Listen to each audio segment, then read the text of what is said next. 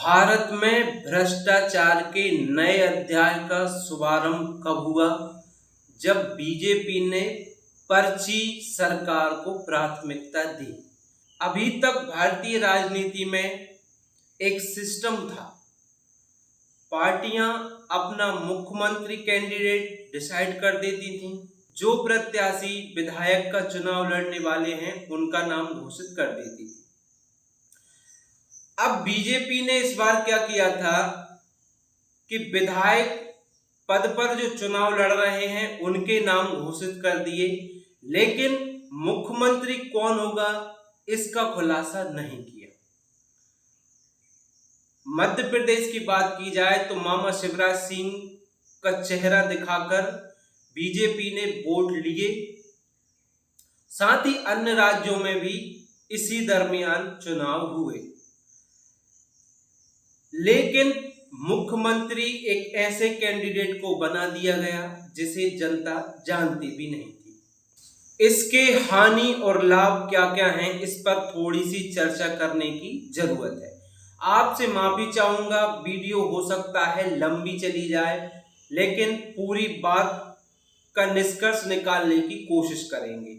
जब जनता को पता होता है कि हम जिस कैंडिडेट को वोट दे रहे हैं वो हमारा विधायक बनेगा और उसके माध्यम से जो निर्धारित व्यक्ति है, जो पार्टी ने तय कर रखा है, वो मुख्यमंत्री बनेगा, इसका एक बहुत बड़ा रोल होता है।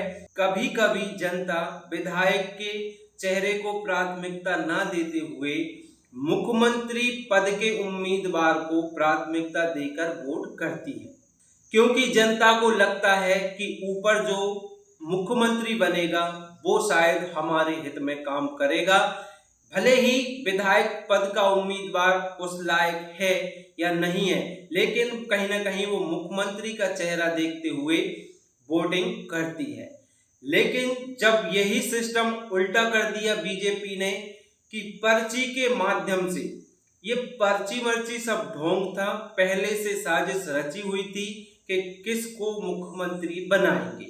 जब कैंडिडेट जनता की मर्जी से, जनता खुद वोट करके बनाती है, तो वो कैंडिडेट कहीं ना कहीं जनता के प्रति जिम्मेदार होता है, जनता की समस्याओं से अवगत होता है और जनता की समस्याओं का समाधान करने के लिए वो कोशिश करता है।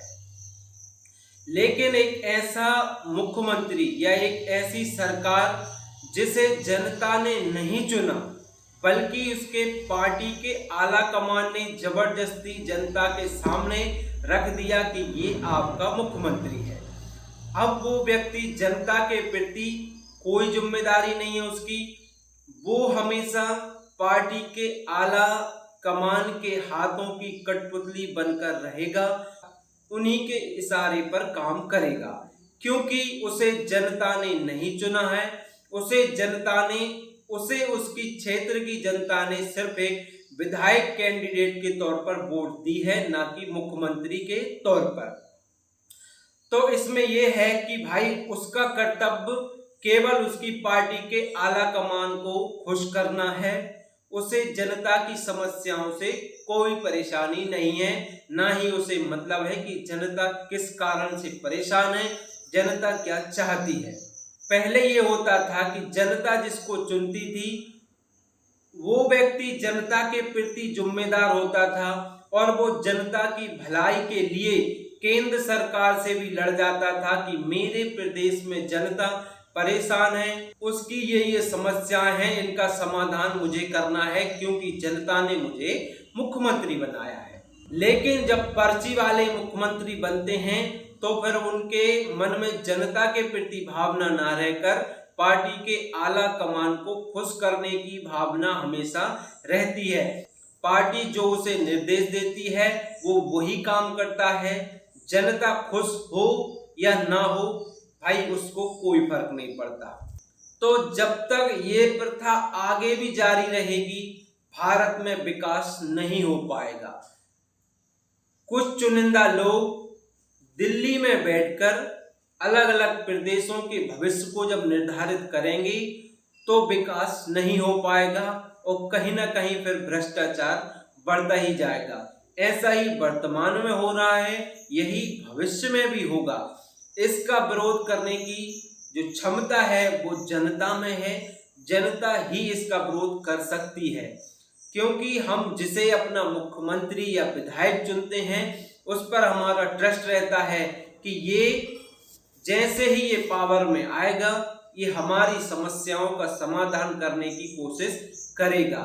लेकिन मुख्यमंत्री का निर्धारण यदि पार्टी के आला कमान के नेता करने लगे, समझ लेना भारत में भ्रष्टाचार चरम सीमा पर है, क्योंकि उसे सिर्फ और सिर्फ अपने पार्टी के नेताओं को खुश करना है, जनता को नहीं।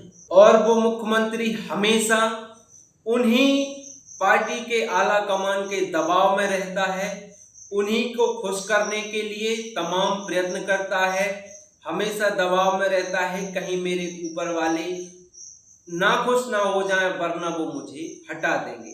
तो यहाँ से सीधे सीधे जनता को गायब कर दिया गया और पार्टी ने अपना कब्जा हर राज्य में बना लिया कि जैसा पार्टी के आला कमान कहेंगे वैसे ही प्रदेशों की सत्ता चलेगी।